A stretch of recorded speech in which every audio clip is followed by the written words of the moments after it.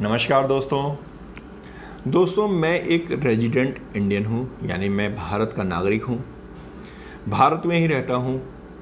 Salary से income है, एक मकान है जो कि रेंट पे उठा रखा है।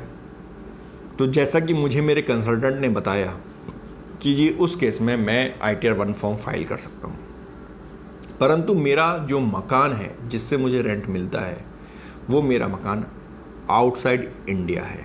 जी हाँ दोस्तों, वो मेरा मकान भारत में नहीं है। फॉर एग्जांपल मैंने US में, UK में, अच्छी कंट्री सोचते हैं सर, US UK में मैंने एक मकान ले रखा है, तो क्या मैं ITR 1 फॉर्म फाइल कर दूंगा अपनी रिटर्न के लिए?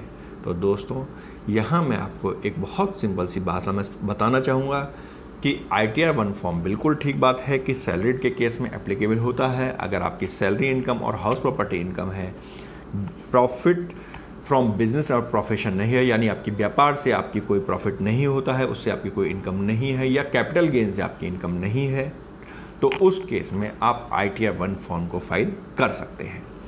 परंतु एक कंडीशन यह भी है कि यदि आपकी प्रॉपर्टी आउटसाइड इंडिया है, कोई भी प्रॉपर्टी यदि आपकी आउटसाइड इंडिया है, तो उस केस में चाहे उस प्रॉपर्टी से आपको इनकम हो या ना हो, उससे फ़र्क नहीं पड़ता कि जी आपकी प्रॉपर्टी से आपको इनकम मिल रही है या नहीं मिल रही है। अगर आपकी प्रॉपर्टी आउटसाइड इंडिया है तो आप ITR 1 फॉर्म फाइल नहीं कर सकते। जी हाँ दोस्तों, ध्यान रखिएगा कि यदि आपकी प्रॉपर्टी आउटसाइड इंडिया है, हम तो चाहते हैं कि सर ITR 1 सिंपल सा फॉर्म है, आप उसके चक्कर में भारत से बाहर प्रॉपर्टी क्यों ना खरीदें। बिल्कुल खरीदिए सर, आप पूरी दुनिया में अपनी प्रॉपर्टी खरीदिए, लेकिन बस इतना ध्यान रखिएगा कि अगर सैलरीड पर्सन है तो ITR 1 फॉर्म को फाइल ना करें।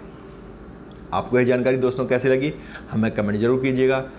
चैनल तो आपने अब तक सब्सक्राइब कर ही लिया है, नहीं किया है तो हमें पता है कि सबसे बड़ा नुकसान सिर्फ और सिर्फ आप ही खाओगा, क्योंकि आपको इससे अच्छी और इतनी आसान भाषा में जानकारी और कोई वीडियो दे ही नहीं सकता।